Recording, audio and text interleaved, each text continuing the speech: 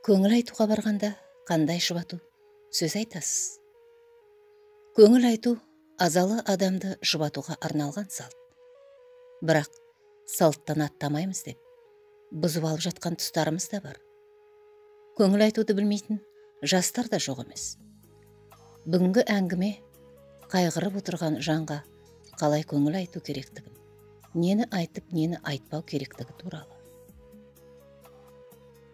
Сыныптасым Олжастың ағасының қайтқанына да 40 күндей болып қалыпты. Қайтыс болған кезде бәріміз қалада оқуда болдық та, Олжасқа көңіл айта алмадық. Біздер ауылда жиналамыз деп жүргенде ел қалаға кетіп қалыпты. Енді ағасының 40 күндік асына барамыз деп ұйымдастық. Көрші тұратын сыныптасым Әсел де түркіндеп келген екен. Оны да ерте шығайын деп үйіне барып, мән-жайды айттым. Ол бесіктегі баласын әжесіне табыстап, қарай тұрыңыз. Мен сыныптасымдан қалмай, Олжастың үйіне кіріп, Құран оқып шығайық деген сол еді. Әжесі ашуға булығып, жап-жас болып көңіл айтқан несі? Өлімге жастар көп барып жүргендіктен, жастардың өлімі көбейіп кетті. Азалы үйге үлкендер барады. Үйдің үлкендері барып, көңіл айтып, Құран оқып қайтты ғой. Жараның аузын тырнап, есіне сала бергендер жақсы ма деп ұрсып тастады. Әжесінің тәйт дегеніне қарамай, Әсел асыға басып жанына келді. Ыңғайсызданып тұрсам да, қатарласып жүріп барамыз. Бірақ әженің айтқандары ойымнан шықпай-ақ қойды. Қойшы, сонымен біріне қоңырау шалып, біріне ысқырып жүріп, әрең жиналып, азалы үйге де кірдік. Қыздар басқа бөлмеге, ұлдар басқа бөлмеге бөлінді. Бізді танып жатқан жан жоқ. Олардың ешқайсысы ауылдың әйелдері емес, туған туыс құда жекжат болу керек. Біраз уақыт отырған соң ауыз бөлмеде отырған анасымен көрісіп, жанына отырдық. Қайғырып жылап отыр.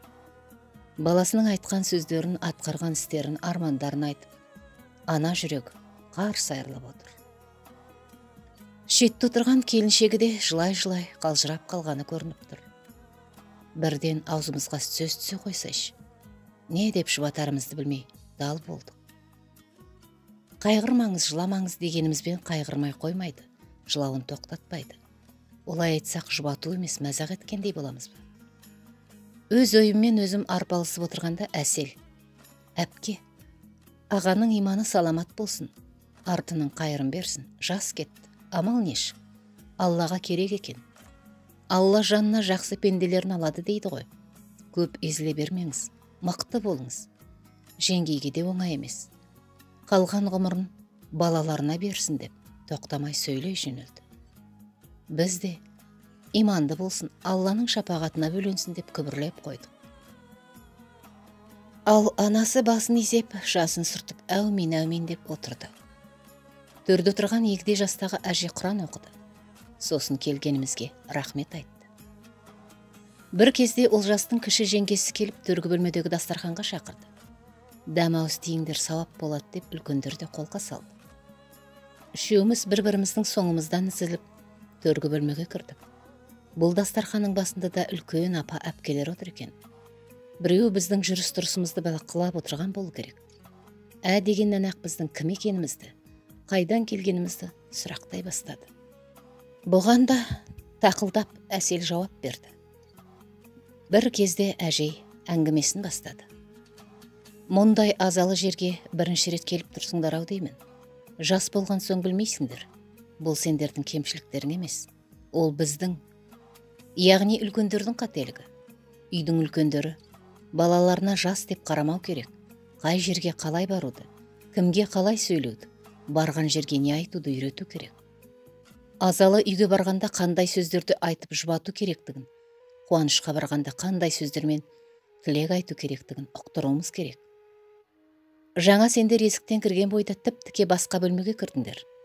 Негізінде азалы үйге барған соң, әйелдер отырған бөлмеге кіріп, отырғандардың бәрін құшақтап, арқасынан қағып, қолын қысып көрісу керек. Сосын Құран бағышталады. Құраннан соң қайтқан кісі туралы жақсы сөздер айтып, жақындарын жұбату керек. Міне сонан соң барып үлкендердің айтуымен дастархан жайылған бөлмеге келесіңдер деді. Тағы да үлкен кемшіліктерің не айту керектігін білмейсіңдер деп Әселге қарады. Қызым, жаңағы сөзіңді енді қайтып айтушы болма. Өлген адамның өмірі қалған жоқ. Ол өз өмірін таусылғанша сүріп кетті. Талқаны таусылған соң о дүниеге аттанды. Қалған ғұмырын перзенттеріне берсін деген сөз өте ауыр әрі қате.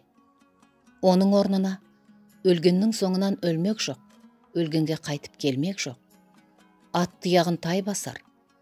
Арты қайырлы болсын, қалғанына өмір берсін. Алла сіздерге сабыр берсін. Өмірден өткен жан иманды болсын, топырағы торқа, жатқан жері жайлы болсын. Амал дәптері оң жағынан ашылсын. Алла алдынан жарылқасын деген сөздермен жұбату айтыңдар. Тіпті жұбату өмірден қайтқан қарияларға, орта жастағыларға, нәрестелерге бөлек-бөлек айтылады. Сауаттарың бар ғой, оқып алыңдар. Ертең бір әулеттің келіні боласыңдар. Білгендерің өздеріңе жақсы. Айту біздің парызымыз, деді. Өзіміз қысылып әрең отырғанда бұл апаның сөзі жығылғанға жұдырық болды. Дәмәуіз тидік те сыртқа шықтық.